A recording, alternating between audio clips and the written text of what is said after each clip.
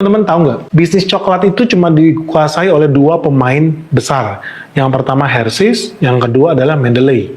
Mendeley ini pemegang mereknya Cadbury.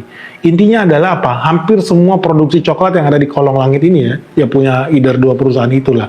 Nah, Warren Buffett itu pemilik salah satu brand yang terkenal itu. Nah, gue mau bahas soal bisnis coklat, kenapa? Karena Indonesia itu adalah salah satu negara yang diakui di dunia internasional dengan produk pertanian yang dalam bentuk coklat itu sendiri. Nah, di situ lu udah berkali-kali gue bilang salah satu yang akan terdampak apa? Karet, sawit, dan sebetulnya kopi dan coklat. Nah, khusus coklat ini paling seksi. Kenapa? Karena coklat itu gue udah bilang, walaupun dia kena EUDR, tapi dia harganya tidak akan turun, tapi malah akan meroket ke bulan. Kenapa?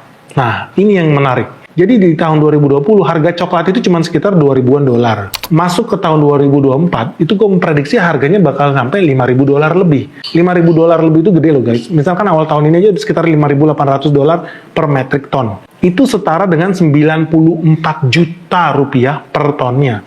Artinya per kilonya itu 94.000. Nah, ini good news. Kenapa? Karena petani Indonesia itu selama bertahun-tahun nanam coklat, harganya cuma di kisaran 30.000 rupiah per kilo.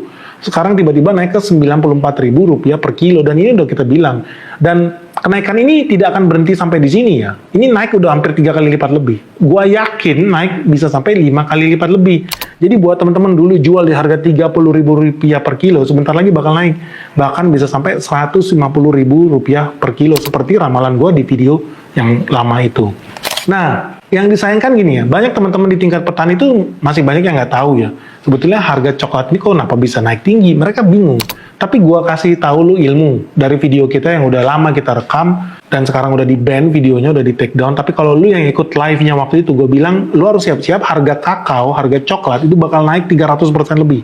Akan meroket to the moon. Kenapa? Karena negara penghasil coklat terbesar di dunia dengan produksi di atas 400.000 ton setiap tahunnya, itu cuma 3 negara. Yang pertama Ivory Coast atau Pantai Gading, yang kedua Ghana, dan ketiga itu Indonesia. Negara lain produksinya ya kecil-kecil, paling cuma 100.000, 50.000. Tapi Indonesia termasuk dalam 3 negara besar penghasil coklat terbesar di dunia. Seperti di peta yang kamu bisa lihat di layar kaca kamu ini. Jadi teman-teman bisa lihat ya, di layar kaca dalam peta persebaran produksi coklat di seluruh dunia, lu bisa mulai dapat ilmu baru.